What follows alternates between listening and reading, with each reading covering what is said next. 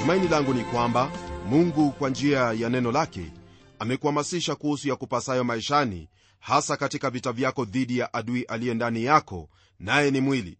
Mungu hututakia ushindi kila mara, hasa kuishi kwa kumtegemea na kumpendeza katika yote tutendayo. Leo tuendelea na somo letu kwenye kitabu hiki cha Yoshua. Hiyo ni kwenye sura ya 8 kuanzia aya ya 30 hadi sura ya 10 aya ya 14. Kama ilivyo, muda hauwezi kuturuhusu kuyasoma maandiko yote. Kwa hivyo nitazingatia maandiko ya kimsingi, huku nikikuomba usome maandiko yote kwenye Biblia ili uendelee kuzoa baraka zaidi. Neno la Mungu lasema hivi kwenye aya ya 30 hadi 32 kwenye kitabu hiki cha Yoshua sura ya 8.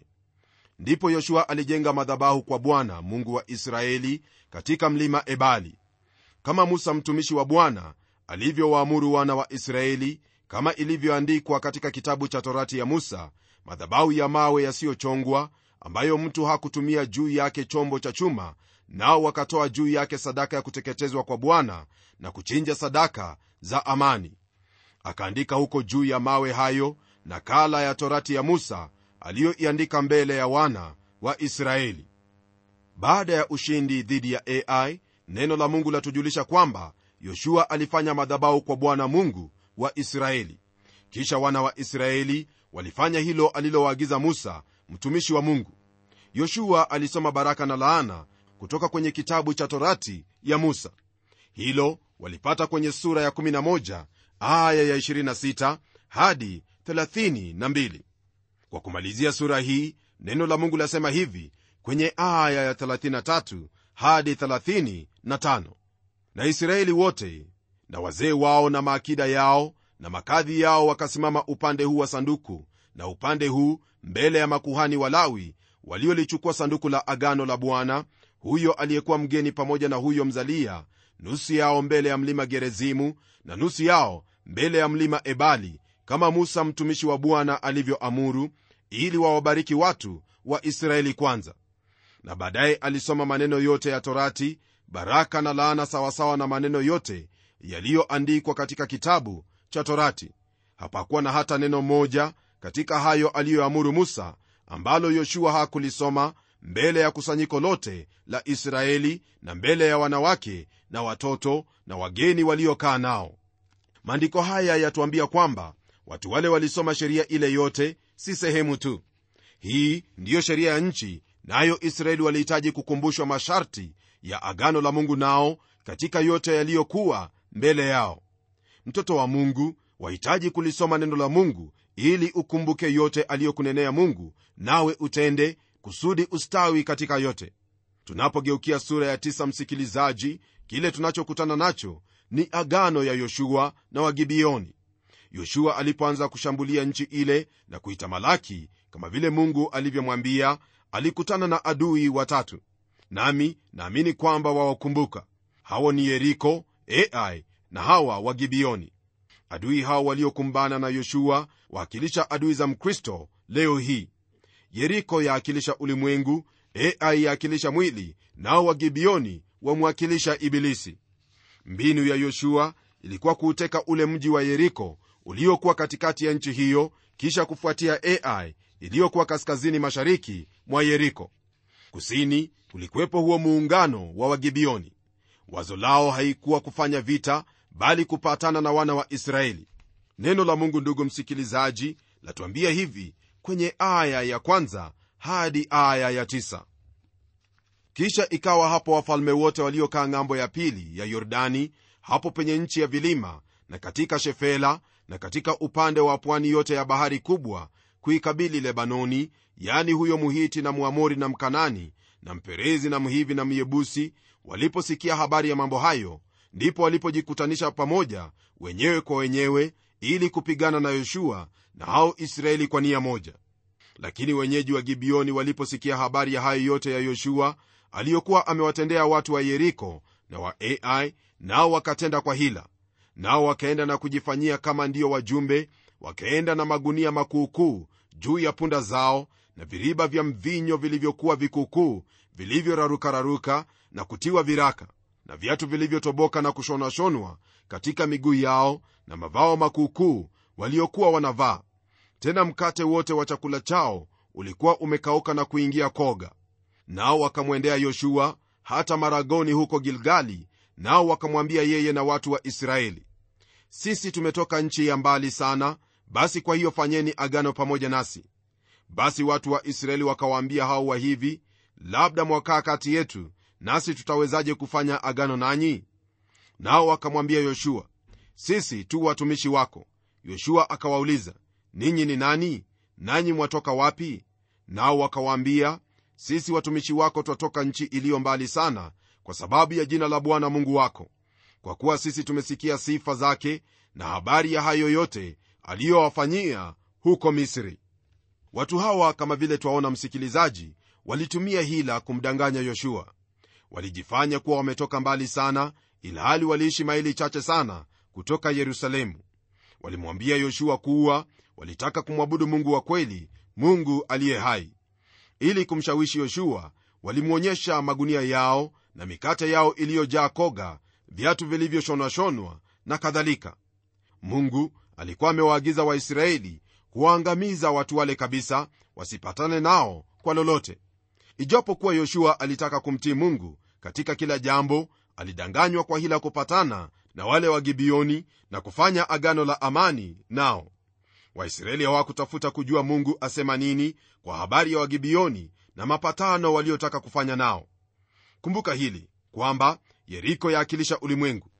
Je, ulimwengu twaushinda kwa jinsi gani? Ulimwengu twaushinda kwa imani. Nayo Ai yaakilisha mwili, nayo twaishinda kwa njia gani? Si kwa kupigana nayo, bali ni kufahamu udhaifu tulio nao na kuungama makosa yote kwa Mungu, na baada ya kufanya hivyo kumruhusu Roho Mtakatifu wa Mungu kufanya kazi ndani yetu. Kumbuka, ni Mungu anayesema kwamba atatupa Ai mikononi mwetu. Sasa twakutana na huyu adui watatu, naye ndiye hawa wa Gibeoni, wakiakilisha Ibilisi. Kwa kuwa kitabu cha Yoshua ni sambamba na hicho cha Waefeso, tutajifunza mambo makuu ya kutuhimiza kwa habari ya kufanya vita dhidi ya Ibilisi. Hii ni kama vile ilivyo kwenye sura ya 6 mstari wa 11 inayosema hivi kwenye kitabu hicho cha Waefeso: vaeni silaha zote za Mungu mpate kuweza kuzipinga hila za Shetani. Ndugu msikilizaji, kama vile wana wa Israeli walihitaji kujua kuhusu hila za Wagibeoni, ndivyo wewe muumini wahitaji kufanya sasa hivi. Kwa maana kushindana kwetu si juu ya damu na nyama, bali ni juu ya falme na mamlaka, juu ya wakuu wa giza hili, juu ya majeshi ya pepo wabaya katika ulimwengu wa roho. Adui yetu leo, msikilizaji, haonekani jinsi umuonavyo nduguyo, bali yeye ni roho, naye ndiye Shetani. Lakini swali ni hili: ni Wakristo wangapi wasiotambua hili? Hila ya Shetani ni kutafuta njia ya kukufanya umfuate. Walevi na watenda dhambi hana haja nao. Iwapo wataka kujua, Jumapili iliyopita alikuwa kanisani na Jumapili ijayo atakuwa kanisani tena. Lengo lake ni kuwa katika kila hali ya kidini akitafuta njia ili umwabudu. Ndiposa mtume Paulo atuonya kwa kutuambia hivi kwenye kitabu cha Wakorintho wa pili sura ya 2 mstari wa 11: Shetani asije akapata kutushinda, kwa maana hatukosi kuzijua fikira zake. Ni huzuni kubwa kwamba mimi nawe hatujui fikira zake wakati mwingi. Neno la Mungu kwenye kitabu cha Yakobo sura ya 4 mstari wa 7 latuambia hivi: basi mtini Mungu, mpingeni Shetani naye atawakimbia. Mpendwa, hatua ya kwanza ni kumtii Mungu, kukaa karibu naye katika siku zetu hizi na kulitii neno hilo ili tupate kumpinga Shetani. Shetani hutafuta kila njia kuwahadaa waumini kwa kujifanya kana kwamba yeye amekuja kwa amani. Ni lazima kujitahadhari, maana kama wale wana wa Israeli twaweza kujipata tuna mapatano naye, jinsi ilivyokuwa kwa wale wa Gibeoni. Wa Gibeoni, kama vile tutaona baadaye, walikuwa jirani tena wa karibu sana. Licha ya ujanja wao, Yoshua alishikilia mapatano yale. Hebu tusome neno la Mungu kwenye aya ya 19 na hiyo ya 20, tuone hilo lililojiri. Neno lasema hivi: lakini wakuu wote waliwaambia mkutano wote, sisi tumewaapia kwa Bwana Mungu wa Israeli, basi sasa hatuwezi kuwagusa watu hawa. tutawafanyia neno hili, kisha tutawaacha wawe hai, hasira isije juu yetu kwa ajili ya hicho kiapo tulichowaapia. Mapatano kati ya Israeli na wale wa Gibeoni yaliheshimiwa sana, licha ya wale wa Gibeoni kuwadanganya. Iwapo, ndugu msikilizaji, ulikuwa na mawazo kuwa watu walioishi wakati wa Agano la Kale hawakuwa na ukomavu, tazama, kile alichonena mtu, hilo ndilo alilitimiza. Leo hii utapata wapi hali kama hii?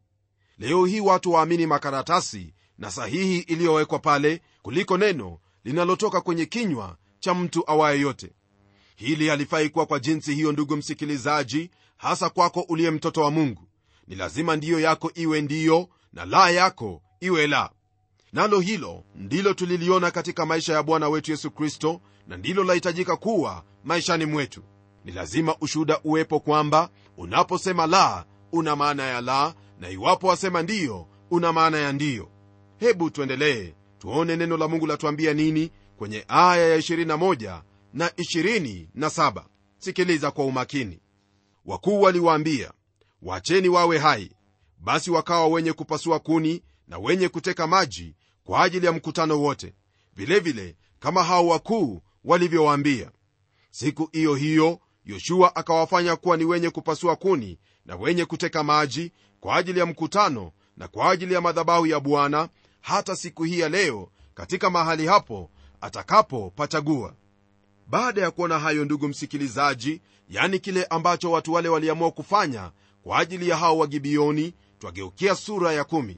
Mada kuu kwenye sura hii ni kuhusu vita alivyofanya Yoshua dhidi ya wale wafalme watano tunaosoma habari zao kwenye aya ya 1 na hiyo aya ya 2 kwenye sura ya 9.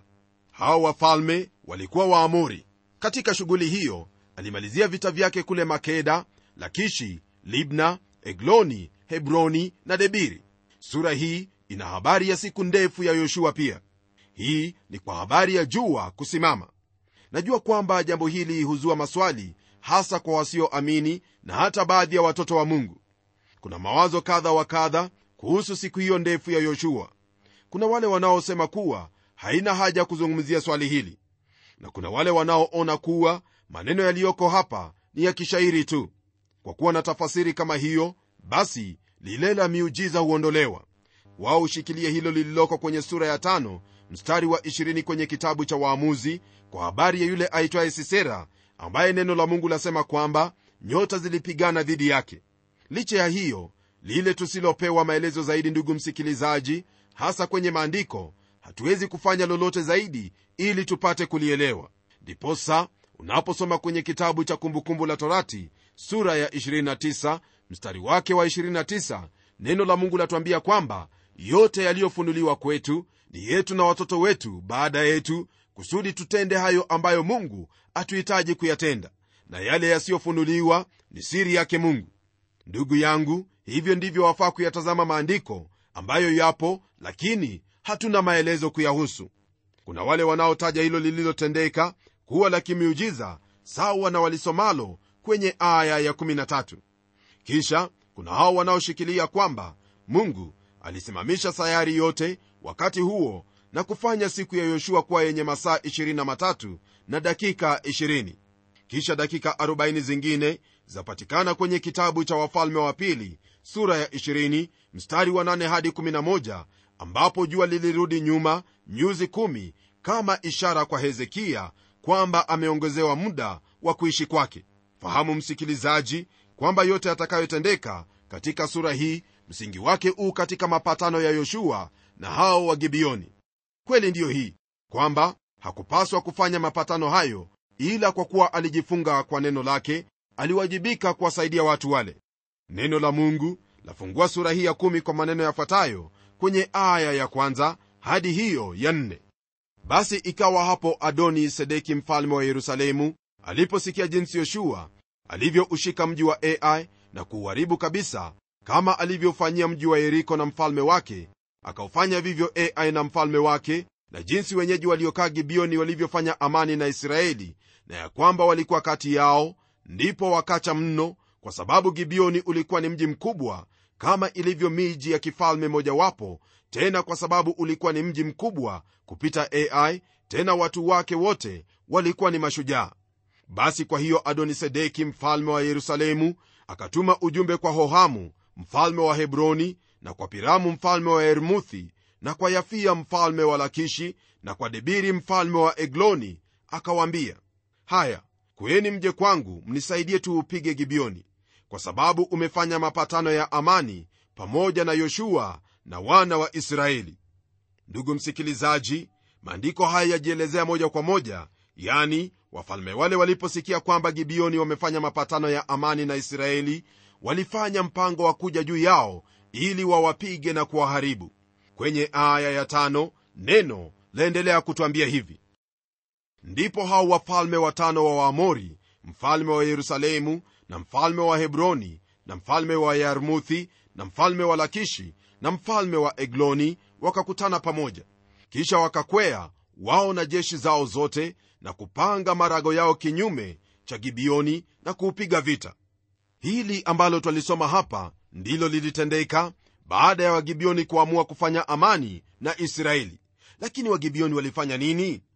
Aya ya 6 yatuambia hivi: ndipo watu wa Gibeoni wakatuma wajumbe kwenda kwa Yoshua huko Gilgali maragoni, wakamwambia, usiulegeze mkono wako hata ukatuacha sisi watumishi wako, uje kwetu kwa upesi, utuokoe na kutusaidia, kwa sababu wafalme wote wa Waamori wakao katika nchi ya vilima wamekutana pamoja juu yetu. Watu hawa, ndugu msikilizaji, walifahamu mapatano ni nini, ndiposa walituma ujumbe huo ili wapate msaada kutoka kwa Yoshua, nao walihitaji msaada huo upesi. Aya ya 7 hadi 9 yatuambia hivi: basi Yoshua akakwea kutoka Gilgali, yeye na watu wa vita wote pamoja naye, na mashujaa wenye uwezo pia wote. Bwana akamwambia Yoshua, usiwache watu hao, kwa kuwa mimi nimekwisha kuwatia mikononi mwako. Hapana mtu awaye yote miongoni mwao atakayesimama mbele yako. Basi Yoshua akawafikilia ghafla, kwani alikwea kutoka Gilgali kwenda usiku kucha. Yoshua, kutokana na mapatano aliyofanya na watu wale, alifika mara moja ili awasaidie watumishi wake. Naona kuna sababu mbili zilizomfanya atende jambo hilo. Kwanza, aliona kuwa ni wajibu wake. Pili, ilikuwa fursa ya kuwapiga hao adui ambao Mungu alimwamuru kuwapiga kwa ncha ya upanga kabisa. Kwa hivyo jeshi lake liliwavizia hao wafalme watano na kuwapiga, maana Bwana aliwapigania, nao wakaanguka mbele za Bwana, mbele ya Israeli. Kisha kwenye aya ya 10 hadi aya ya 14 neno la Mungu latuambia hivi: Bwana naye akawatapanya mbele ya Israeli, naye Israeli akawaua uuaji ulio mkuu hapo Gibeoni, akawafukuza waikimbilie hiyo njia ya kukwelea kwenda Beth Horoni, na kuwapiga hata kufikilia Azeka, tena hata kufikilia Makeda. Kisha ikawa hapo walipokuwa wakimbia mbele ya Israeli, hapo walipokuwa katika kutelemkia Beth Horoni, ndipo Bwana alipowatupia mawe makubwa kutoka mbinguni juu yao hata kufikilia Azeka, nao wakafa. Hao waliokufa kwa kuuawa na hayo mawe ya barafu walikuwa ni wengi kuliko hao waliouawa na wana wa Israeli kwa upanga. Ndipo Yoshua akanena na Bwana katika siku hiyo ambayo Bwana aliwatoa Waamori mbele ya wana wa Israeli, akasema mbele ya macho ya Israeli: wewe jua, simama kimya juu ya Gibeoni, na wewe mwezi, simama katika bonde la Aiyaloni. Ndipo jua likasimama na mwezi ukatulia, hata hilo taifa lilipokuwa limekwisha jipatiliza juu ya adui zao. Hayo, je, hayakuandikwa ndani ya kitabu cha Yashari? Basi jua likasimama kimya katikati ya mbingu, wala halikufanya haraka kuchwa kama muda wa siku nzima. Haikuwapo siku nyingine mfano wa siku hiyo katika siku zilizotangulia mbele yake, wala katika siku zilizoandama baada yake, hata ikawa yeye Bwana kuisikia sauti ya binadamu, kwa kuwa Bwana alipiga vita kwa ajili ya Israeli. Tayari msikilizaji wangu, tumezungumzia sababu au maoni kuhusu siku hii ya Yoshua. Kulingana na aya ya 12, ni wazi kwamba Mungu alisimamisha sayari kukakuwepo mwanga ili Yoshua aendelee kupigana juu ya wafalme wale.